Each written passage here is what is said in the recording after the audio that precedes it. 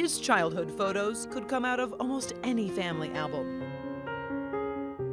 Little John Shank, so happy, filled with life. He was our brother. He was like bigger than life. He had a paper route as a young kid, and just biking was his thing. So how did this sweet little boy become a homeless man living on the streets of Detroit? I think people sometimes think it's one cataclysmic event, but it's a series of experiences, a series of choices. I just think it's really easy to blame the person for their circumstances. These are John's sisters coming forward to share their brother's story so others realize homelessness shouldn't be such a dirty secret. He's our brother, he's an uncle, he's a son, and That's John's sister, Elizabeth Lakins. She's 42, a social worker, a mom of 2 from Brighton. This is my brother, and he was homeless, and he was mentally ill, but he's my brother. That's John's other sister, 44-year-old Mary Kleiber, a teacher and mom of 3 from Ypsilanti.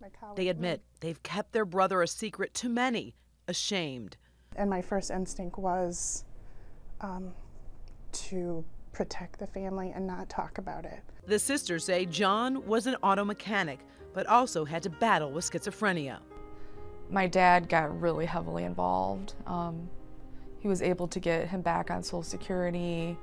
You know, we did get him medical treatment, but you know, that was a whole nother thing because he didn't like the side effects of the medication, which is really common for people that live with severe mental illness. My dad tried to get him to live with him, and he said, I can't live a straight life. I can't live in your neighborhood. They'll run me out like Frankenstein. We had attempted to have him at Thanksgiving, and it was just really hard because he, you know, not being medicated, it just, you know, especially with schizophrenia, sometimes there's paranoia.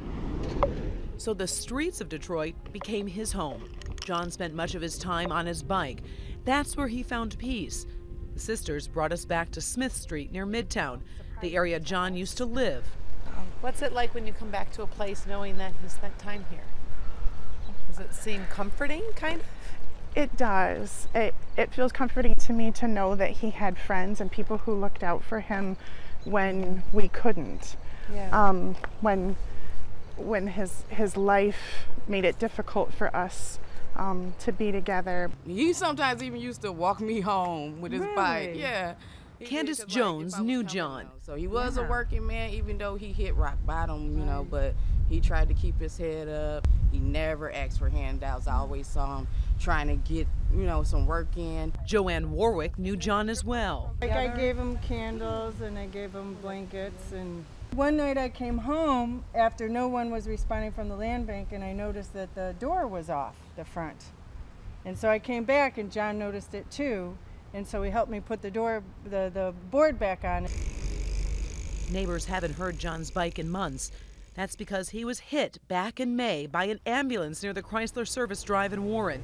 The sisters remember that day. He had been hit and was hanging on to life just barely, and that we should come if we wanted to see him. They rushed to the hospital. Decide together that the gift we could give him is to be with him when he passed. And so we did. We all stood in a circle and they removed the life support. But when you lose someone like that, you lose everything they were and everything they weren't. After John died, there was a funeral. They wanted to know why they were going to a funeral for a man they'd never met. That's when Mary had to come clean to her own children and let them know they had an uncle. I have to deal with the grief of keeping him from them. That was my protective mode, and so I understand when people are fearful in interacting with the homeless. I did it myself. I protected my own children from their uncle, and that's something I'll have to deal with the rest of my life. Now the sisters share their brother's story in hopes of changing stereotypes of the homeless and the mentally ill. So many people approach me and say, your brother is my brother, I have an uncle like yours, that how much it helped them for me to speak about it.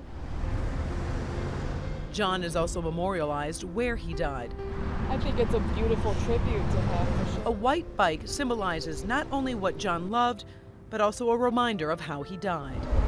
Makes me feel like it mattered. He mattered, and he left his mark. John's death was ruled an accident by the Wayne County Prosecutor's Office. His family doesn't plan on filing any kind of lawsuit. All they say they want is a better respect and an improved system for the homeless and the mentally ill, and for other families to let go of their shame. I'm Karen Drew. Back to you.